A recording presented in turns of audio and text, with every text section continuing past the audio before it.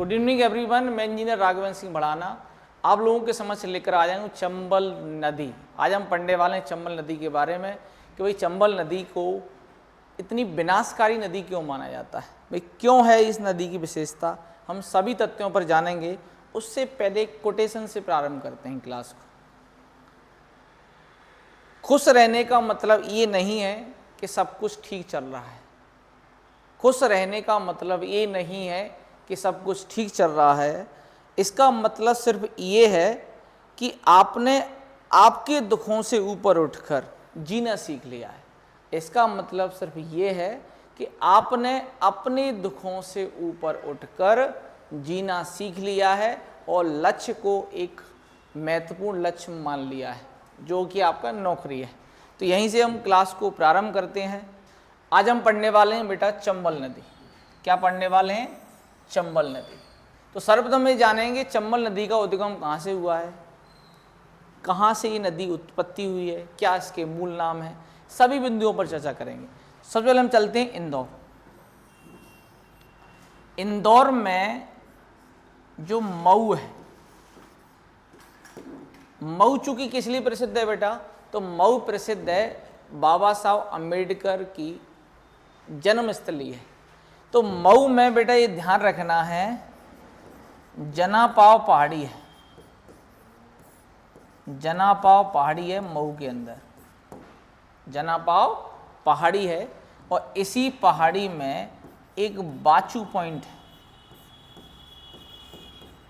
बाचू point है। तो यहीं से उद्गम हुआ है चंबल नदी का।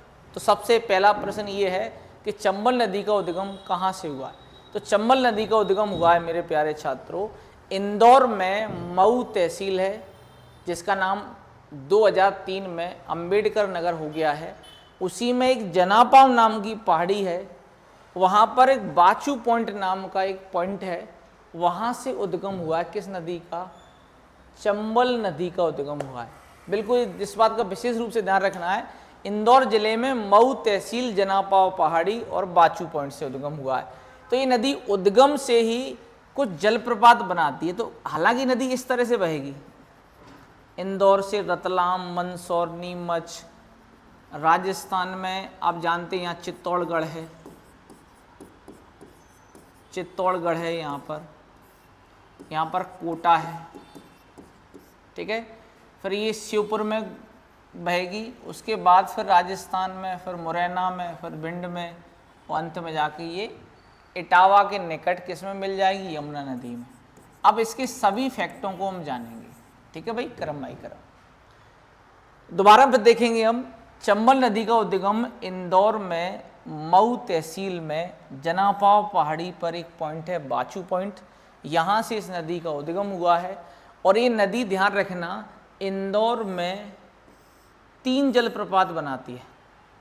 एक है पाताल पानी, पाताल पानी, एक है झाड़ी दहा,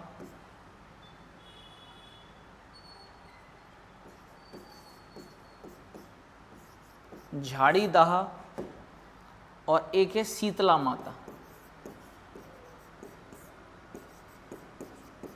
तो बेटा ये 3 जलप्रपात है, तीनों ही क्या हैं? जलप्रपात। अब आप सोच रहे होंगे सर ये जलप्रपात क्या है? तो जलप्रपात मीन्स है वाटरफॉल। क्या है मेरे प्यारे छात्रों? वाटरफॉल। तो इस बात का हमें विशेष रूप से ध्यान रखना है, ठीक है। तो जलप्रपात मीन्स वाटरफॉल। तो इंदौर में ही चंबल नदी पर 3 जलप्रपात है। पाताल पानी बहुत फेमस है, इसके अलावा झाड़ी दहा है, और तीसरा है शीतला माता। 3 जलप्रपात यहाँ ये मिलते हैं अपने को, कहाँ? इंदौर में। तो यहाँ से नदी इंदौर से जाएगी रतलाम, रतलाम से मंदसौर, मंदसौर से नीमच। तो बेटा ये ध्यान रखना है कि नीमच से बाद ये राजस्थान चली जाती है। तो नीमच में ही यहाँ पर एक चूलिया नाम का जलप्रपात है, चूलिया नाम का जलप्रपात है। कहाँ पर है मेरे प्यारे छात्रों? ये नीमच में। देखो मैं वो क्लास पढ़ाने आया हूँ जिसमें आपका सिंगल क्वेश्चन गलत नहीं होगा चंबल नदी से आज के बाद, ठीक है। तो चूलिया जलप्रपात कहाँ है? नीमच में है। इसके बाद ये नदी कहाँ पहुँचती है? चित्तौड़गढ़, चित्तौड़गढ़ से कोटा, कोटा से शिवपुर, शिवपुर से ध्यान रखना इधर सवाई माधोपुर भी जाएगी, ध्यान, सवाई माधोपुर राजस्थान, ठीक है। मुरैना होती है भिंड और यमुना नदी में जाके मिल जाती है। लेकिन इतना सरल कहाँ है भाई दुनिया में, कुछ चीज़ें सरल नहीं है, अभी बहुत से फैक्ट बाकी हैं इस, ठीक है। तो हम एक एक करके, सबसे पहले हमने इसमें क्या पढ़े? जलप्रपात। तो जलप्रपात कौन कौन से हैं? पाताल पानी, झाड़ी दा और शीतला माता, ठीक है मेरे प्यारे छात्रों। इसके अलावा हम बात करेंगे इसमें कि भैया इस नदी पर बांध कौन कौन से? तो बेटा मंदसौर में एक बांध बना है, गांधी सागर बांध, गांधी सागर बांध जो बहुत विशाल बांध है भाई। और चित्तौड़गढ़ में राजस्थान में एक बांध बना है, इसे कहते हैं राणा प्रताप सागर बांध, राणा प्रताप सागर बांध बना हुआ है, राणा प्रताप सागर बांध बना हुआ है। और राजस्थान के कोटा में है कोटा सागर बांध, कोटा बैराज भी बोलते हैं इसको, या इसे जवाहर सागर बांध भी कहते हैं, इसको जवाहर सागर बांध भी कहते हैं इसी को। तो आपको ध्यान रखना है कि हम 4 जलप्रपात कवर किए, अब हम बात कर रहे हैं 3 बांधों की। सबसे पहला बांध क्या है? गांधी सागर बांध, जो कहाँ पर है? मंदसौर में। दूसरा क्या है? राणा प्रताप सागर बांध, जो राजस्थान के चित्तौड़गढ़ में है। तीसरा जो बांध है वो कोटा में है, जिसे कहते हैं कोटा बैराज, या इसे कहते हैं जवाहर सागर बांध के नाम से जाना जाता है। तो चंबल नदी पर हमें 3 बांध मिल गए और 4 क्या मिल गए? जलप्रपात। इसके अलावा हम बात करते हैं बेटा इसमें कि भाई चंबल नदी शिवपुर में जाते हुए मुरैना, भिंड, यहाँ पर किसका निर्माण करती है? बेहड़ का। किसका निर्माण होता है यहाँ चंबल नदी पर? बेहड़ का।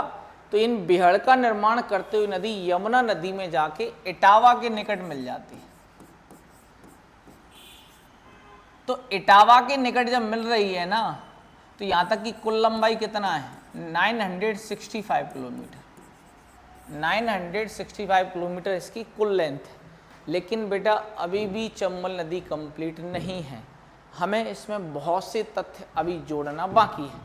तो आपसे अगर पूछा है कि चंबल जो नदी है, इसमें थोड़ा सा हम मार्कर चेंज करते हैं, चल। तो चंबल नदी के कुछ उपनाम हैं। क्या है बेटा? उपनाम। तो चंबल नदी के 3 उपनाम हैं। पहला, इसे चरमावती कहते हैं। दूसरा, इसे धर्मावती कहते हैं। तीसरा, इसे कामधेनु के नाम से भी जाना गया है, कामधेनु के नाम से भी जाना गया है। तो चंबल नदी के बेटा 3 उपनाम हैं, एक चरमावती, एक धर्मावती, एक है कामधेनु। क्या है मेरे प्यारे छात्रों? कामधेनु, ठीक है।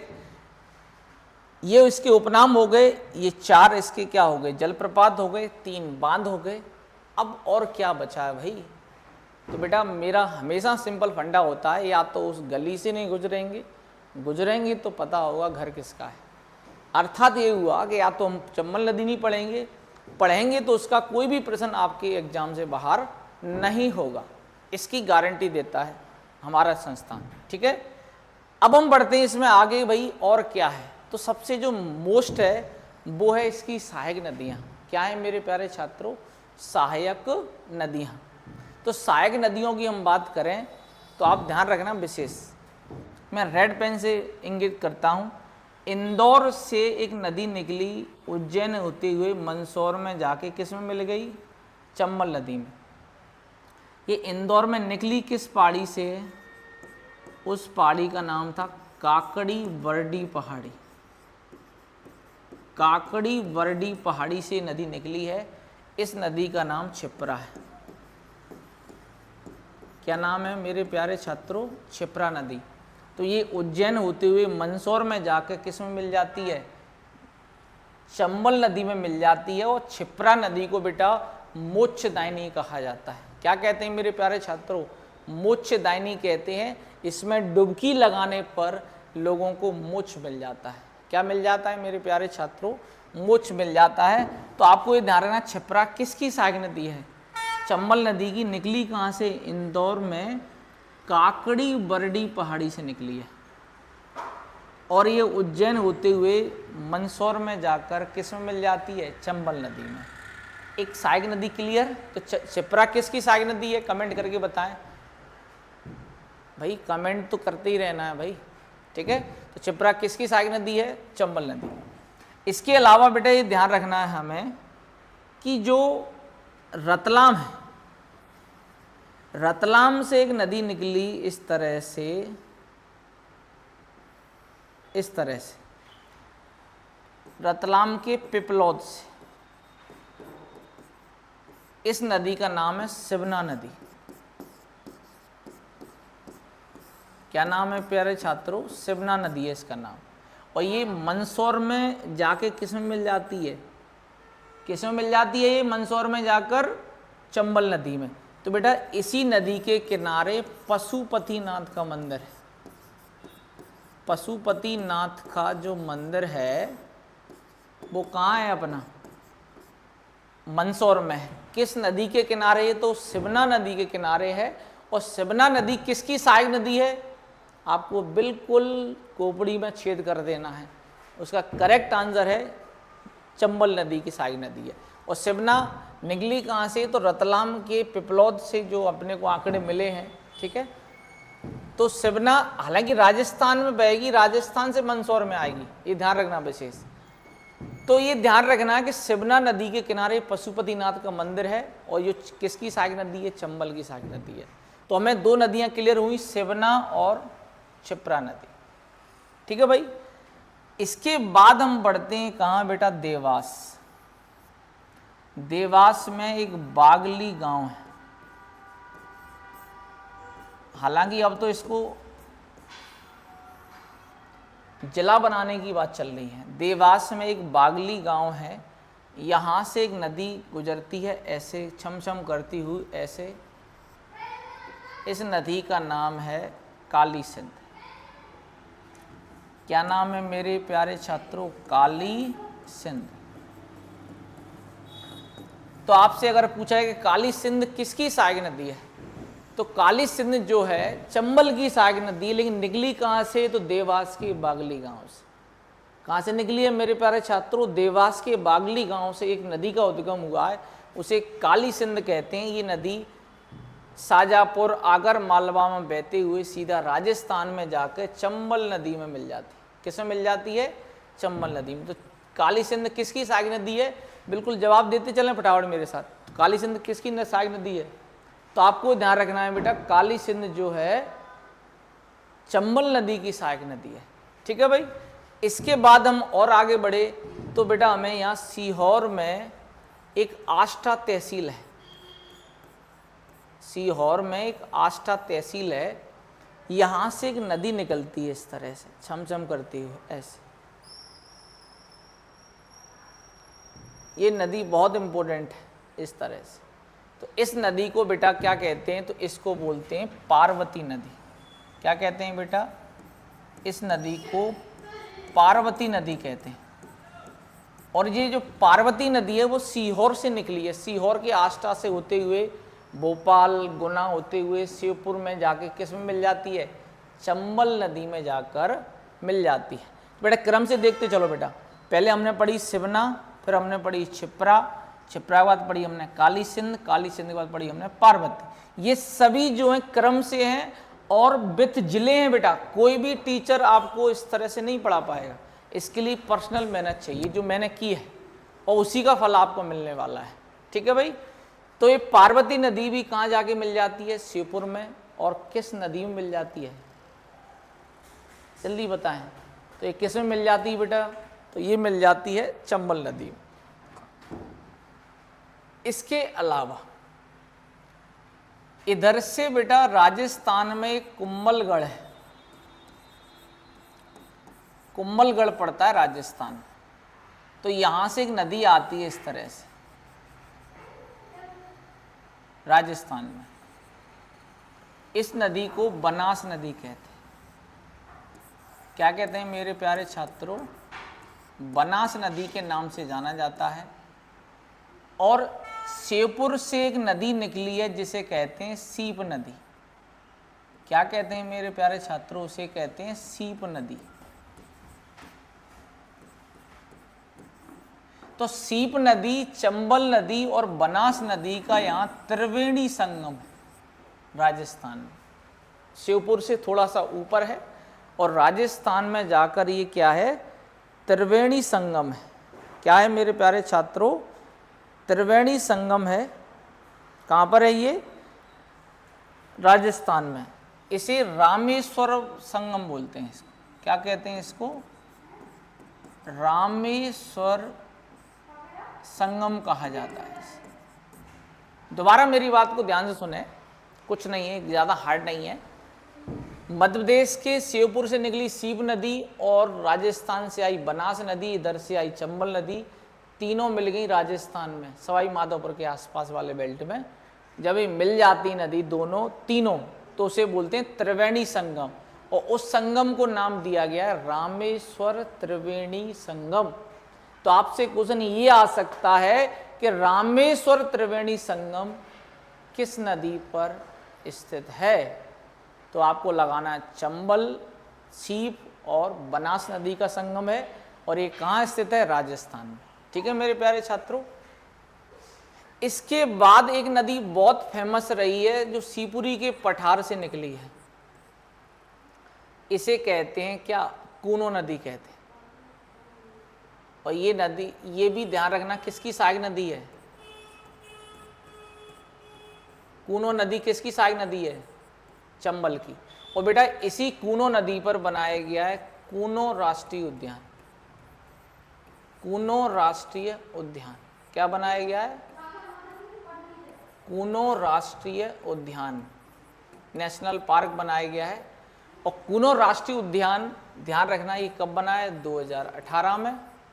और इसमें ध्यान रखना अफ्रीकी चीते बसाए गए। अब इनकी जरूरत क्या पड़ी? तो बेटा ध्यान रखना, भारत चीतों की जमीन था, लेकिन चीतों का पतन हो गया, यानी कि लुप्त हो गए।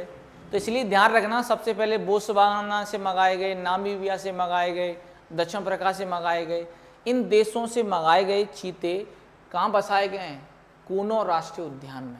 तो कूनो राष्ट्रीय उद्यान कहाँ है मेरे प्यारे छात्रों? श्योपुर में है। किस नदी के किनारे? तो ये कूनो नदी के किनारे। और ये ध्यान रखना, कूनो नदी निकली कहाँ से? तो शिवपुरी के पठार से। कहाँ से निकली है मेरे प्यारे छात्रों? शिवपुरी के पठार से कूनो नदी निकली है। इस बात का हमें विशेष रूप से ध्यान रखना ही रखना है। तो ये अब मुझे आप कमेंट में बताएंगे कि भाई चंबल की सहायक नदियों के नाम क्या क्या है, बताएं भाई। मैं आपके इंतजार का वेट कर रहा हूं भाई। चलो आप नहीं बता पाओगे तो हम बताएंगे, जिम्मेदारी हमने ली है आपकी। तो ध्यान से देखो बेटा, आपकी समझ सारी सहायक नदियां हैं। तो चंबल नदी की सहायक नदियों में सबसे पहले क्षिप्रा मिलती है। तो क्षिप्रा नदी इंदौर में काकड़ी बड़ी पहाड़ी से निकली है, उज्जैन होते हुए मंदसौर में जाकर किस में मिल जाती है? चंबल नदी में। और इसे बेटा मोक्षदायिनी कहते हैं, क्योंकि इसमें महाकुंभ जो होता है, सिंहस्थ बोलते हैं, उसमें डुबकी लगाने पर क्या हो जाता है? मोक्ष मिल जाता है, पाप धुल जाते हैं भाई। आप भी जाएं और पाप धुल कर आए वहाँ, ठीक है। और इस क्षिप्रा नदी को ही मालवा की गंगा भी कहते हैं। क्या कहते हैं इसे? मालवा की गंगा के नाम से भी जाना जाता है। आगे चल के बेटा ये ध्यान रखना है हमें कि भाई इधर से शिवना नदी आई राजस्थान से, हालांकि रतलाम से आगे गई है ये, तो ये मंदसौर में जाकर किस में मिल जाती? चंबल नदी में। तो ये शिवना नदी के किनारे मंदसौर बसा हुआ है, और शिवना नदी के किनारे ही पशुपतिनाथ का मंदिर है, जो मध्य प्रदेश में एकमात्र पशुपतिनाथ का मंदिर है। और शिवना किसकी सहायक नदी मेरे प्यारे छात्रों? चंबल की सहायक नदी है। इसके बाद हम चलते हैं काली सिंध। काली सिंध कहाँ से निकली है? देवास के बागली गांव से, और ये शाजापुर आगर मालवा होती है राजस्थान में जाके किस में मिल जाती है, चंबल नदी में मिल जाती है। फिर हम बढ़ते हैं इसमें, सीहोर के आसपास से निकली है पार्वती नदी, ये गुना होते हुए शिवपुर में जाके किस में मिल जाती है, किस में मिल जाती है मेरे प्यारे छात्रों, चंबल नदी में। ठीक है, तो ये क्रम हो गया। इसके अलावा अब हम चलते हैं ऊपर, बनास नदी कुंभलगढ़ राजस्थान से होते हुए राजस्थान में रामेश्वरम त्रिवेणी संगम बनाती हैं 3 नदियां, सीप नदी, चंबल नदी और बनास नदी। सीप नदी, चंबल नदी और बनास नदी तीनों एक त्रिवेणी संगम बनाती हैं, जो कहाँ पर है, रामेश्वरम में। इसके बाद ये ध्यान रखना, लास्ट नदी कौन सी, कूनो नदी, जिस पर क्या है, कूनो राष्ट्रीय उद्यान है, ये 2018 में बना। इसमें चीतों को संरक्षण दिया जाता है और यहीं से कूनो नदी निकलती है, जो किसकी सहायक नदी है बेटा, चंबल की सहायक नदी है। ये सब फैक्ट होने के बाद चंबल नदी शिवपुर मुरैना भिंड में क्या बनाती है, बीहड़ बनाती है, इसलिए इसे बागियों का गढ़ कहते हैं। क्या कहते हैं इसे, बागियों का गढ़ कहते हैं। और यहाँ पर जो अपर्दन होता है उसे कहते हैं अवनालिका अपर्दन, अवनालिका अपर्दन। तो जो नदी के द्वारा जो अपर्दन किया जाता है, लेकिन जो सबसे बड़ा अपर्दन है, इसमें सबसे ज़्यादा मिट्टी का ह्रास होता है और यही बागियों के लिए गढ़ बना।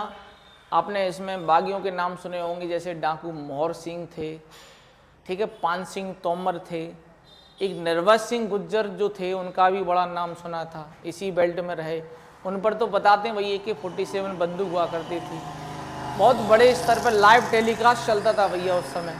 ठीक है, तो इस तरह के ये बागी जो रहे ना, उनका गढ़ माना गया। उसका एक बड़ा कारण है यहाँ पर कि यहाँ पर छुपने की जगह बनाई गई, वो प्राकृतिक उनको ढाल दी गई, किसके द्वारा, चंबल नदी के द्वारा। ठीक है, और अंत कहाँ होता है, यमुना में, इटावा में। कितना लेंथ है इसकी, कुल 965 किलोमीटर है।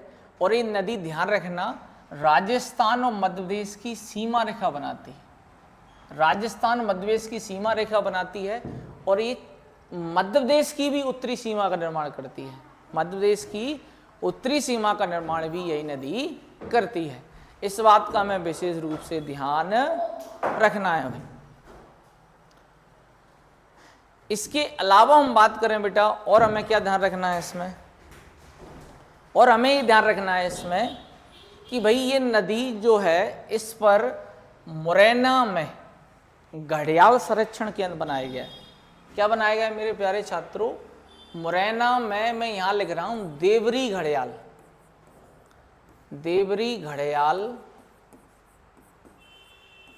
संरक्षण केंद्र बनाया गया है। देवरी घड़ियाल संरक्षण केंद्र बनाया गया है, कहाँ पर बनाया गया है मेरे प्यारे छात्रों, ये मुरैना में। यहाँ पर घड़ियाल को संरक्षण दिया जाता है। तो ये सारी पॉइंट अगर आप इसका स्क्रीनशॉट भी ले लोगे ना, और पेपर में यही छाप के आओगे, तो दुनिया की कोई भी ताकत आपका पेपर निकलने से नहीं रोक सकती है। ठीक है, अब आप, मैं एक बार मैं रिपीट करा देता हूँ सारी पॉइंट। अब मुझे बताएंगे चंबल नदी का उद्गम कहाँ से हुआ है, कमेंट करके जवाब दें। तो बेटा चंबल नदी का उद्गम हुआ है इंदौर जिले में, मऊ तहसील है, जनाबाव पहाड़ी है और बाचू पॉइंट है। ठीक है, ये उद्गम स्थल हो गया। कितने जलप्रपात हैं यहाँ बेटा, 3 जलप्रपात है, पाताल पानी, झाड़ीदा, शीतला माता, तीनों जलप्रपात इंदौर में ही है। इसके बाद एक मात्र जलप्रपात मिलता है, चूलिया जलप्रपात। ये कहाँ पर है, नीमच, नीमच के पास, राजस्थान की सीमा से लगा हुआ है। ठीक है, और हमें ध्यान रखना है कि इस नदी पर 3 वाटर बांध भी है। कौन कौन से बांध है बेटा, गांधी सागर बांध है, राणा प्रताप सागर बांध है और कोटा सागर बांध है। 3 बांध है। और बेटा अभी ध्यान रखना, भारत सरकार के द्वारा नदी जोड़ो परियोजना चालू करी गई है, जिसमें ध्यान रखना चंबल की जो सभी सहायक नदियों का आपस में कनेक्ट किया जा रहा है बहुत बड़े स्तर पर। 75,000 करोड़ की बड़ी योजना है, ये चंबल नदी पर ही है। इसका हमें विशेष रूप से ध्यान रखना है। और आपको कुछ क्वेश्चन मैं कमेंट के लिए भेज छोड़ देता हूँ, आपको जवाब देना है कि चंबल नदी के उपनाम क्या क्या हैं। पहला प्रश्न, कौन कौन से उपनाम हैं, और रेवाइन घाटी में कौन सी नदी बहती है?